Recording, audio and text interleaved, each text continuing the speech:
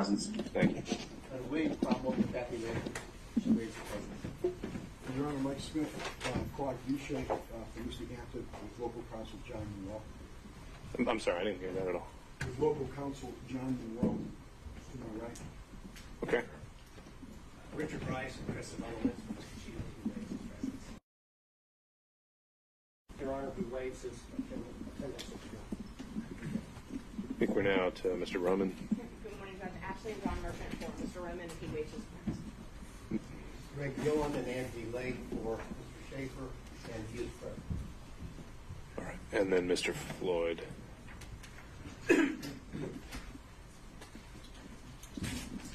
All right. Not seeing Mr. Floyd present today or anyone on behalf of his counsel.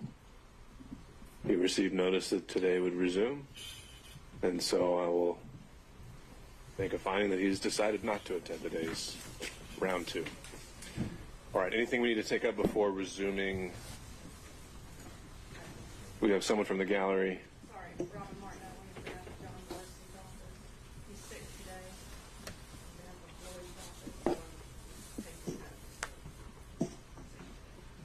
Okay, and Mr. Floyd has decided what exactly? Did he?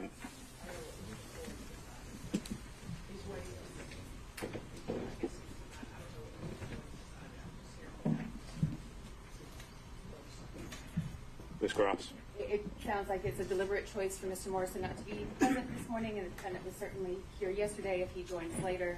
Otherwise, I think we can call that a voluntary waiver. Okay, I agree, and I haven't heard anything else from Mr. Morrison or any other counsel. Is there anything we need to take up before resuming testimony here? Let me start with the state. I'm sorry, thank you, Your Honor.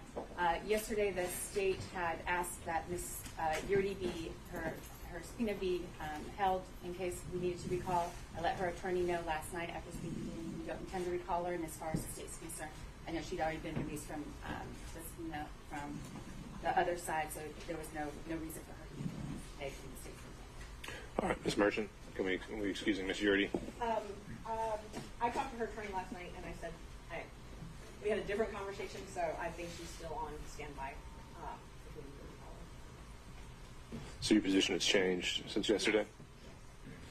Well, based on the state's representation that they may have rebuttal evidence, but they didn't give us that, so I don't know what that is. So in rebuttal, if they present something in rebuttal that I need to call her to talk about, then I will.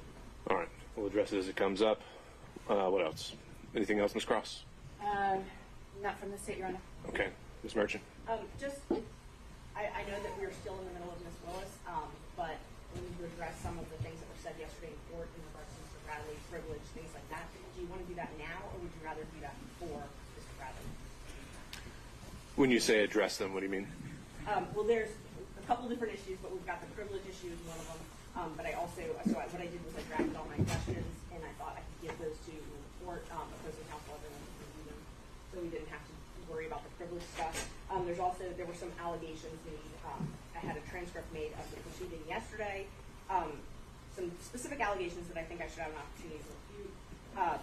Specifically that I had egregiously misrepresented, that things that I had said were patently false, and that all of that information came from Mr. Abadi, speaking of Mr. Chopra. I spoke with Mr. Chopra. We talked to him in the car on the way here on speakerphone, Mr. Merchant and I. And he said that he didn't tell Mr. Abadi any of that information, doesn't know where Mr. Abadi got it from. Mr. Abadi says that he did, and so, you know. If there's any clearing of the air that needs to happen, and if we need to get to that, I think the right time would be once we've actually seen all the evidence that comes out. So. Thank you. I just wanted to let the court know. Thank you. And in terms of the privilege issue, if you're planning to recall Mr. Bradley, and you've actually typed out some specific questions, then yes, I think that would be helpful and might allow things to proceed a little more efficiently through his testimony. So to the extent you've got those typed out and are willing to provide those to counsel for Mr. Bradley and the state, I'd encourage you to do that. And before we call him, we can get into that as well. Okay, great. Thank you. And I have a copy for the court. I have one copy for even for Evans. I know Mr. Abadi was objecting to privilege yesterday, but I think it's actually Mr. Evans that needs to be. Was Mr. Evans? Mr. Evans is here. Okay. All right. Anything else from any counsel? Vote the rule. Make sure it's still in. Rule is still in place. All right. Not seeing anything else. If we could bring back in Ms. Willis. Actually, Your Honor, the state has no further questions for Ms. Willis, so All right. no need to. Okay, Ms. Merchant. Next witness. I think we're about to hit the privilege issue. We are about to hit the privilege. There we are. Okay. Then do you need counsel need a moment to take a look at her questions? Yes. So I've got a copy. Oh, I guess Mr. Evans. And then do we have Mr. Bradley somewhere in the whereabouts nearby? Mr. Chopra. I informed Mr. Chopra that he's still under subpoena. So Well, him and his client. Yes, I'm also with Mr. Bradley, and he's actually not here today. We need you to identify yourself for the record, sir. Name Van Ward. He's not here at this moment. He has a doctor's appointment that he's currently in as we speak.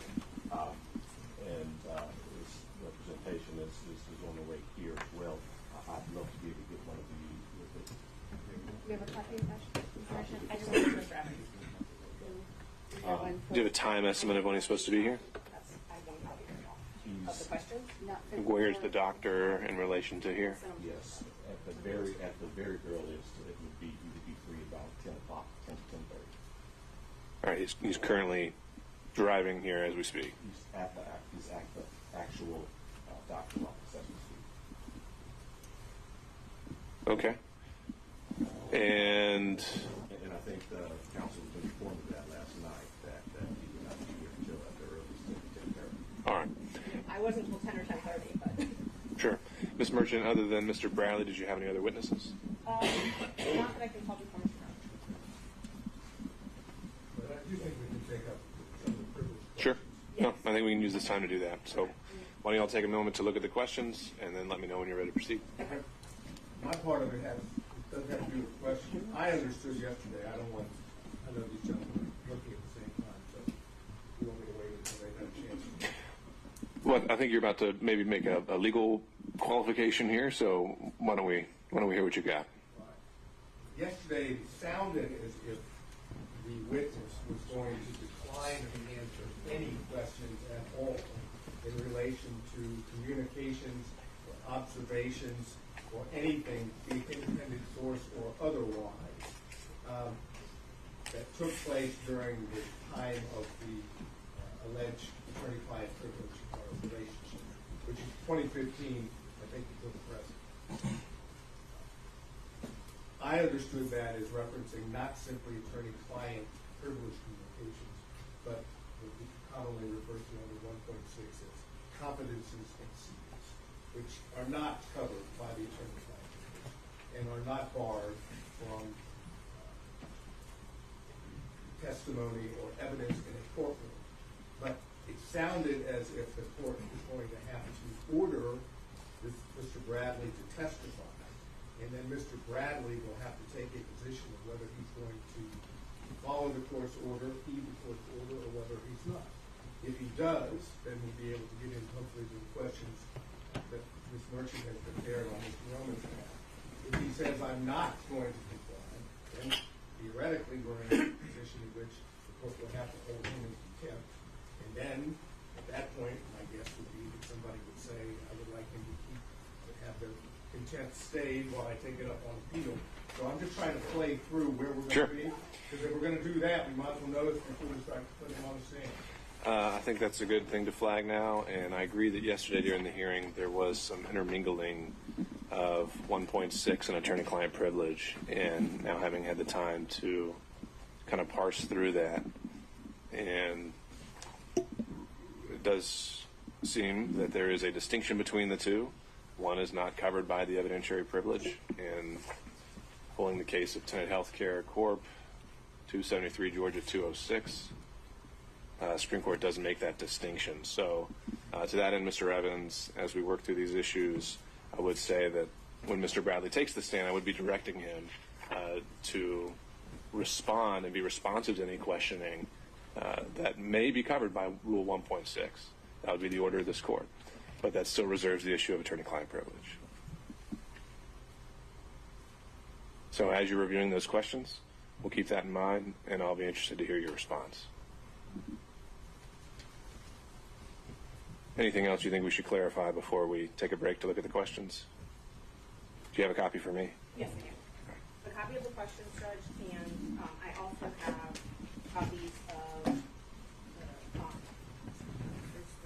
exhibit that I was filing. Reported. Would you like that as well? I just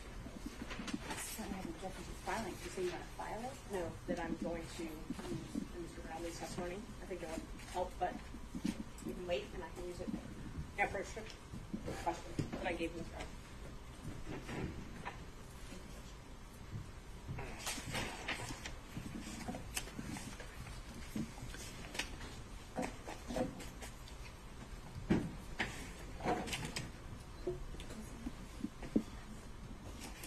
All right, and counsel for Mr. Bradley, I'm sorry, could I get your name one more time? I didn't write it down. Maybe I would. Mr. Ward? Yes. Okay. All right, Mr. Ward, if we could get some regular updates of where he is and how he is progressing towards the courtroom. And then when everyone has had a chance to read these questions in the interim, let me know and we can take this up. Mr. McDougall. I have a text message from one of Mr. Floyd's lawyers that he's logged in on the Zoom conference room. Okay. Is someone joining us by... Thank you. Is someone joining us by Zoom that wants to appear for the record? Yes, Your Honor. Chris Kachuroff for Mr. Floyd. All right. Thank you, Mr. Kachuroff. And I think we had a legal assistant here announcing on Mr. Floyd's behalf, but I think it would be better to have counsel of record any announcement in terms of Mr. Floyd's presence this afternoon, or excuse me, today.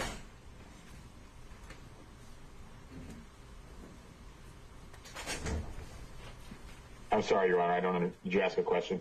Yes, sir.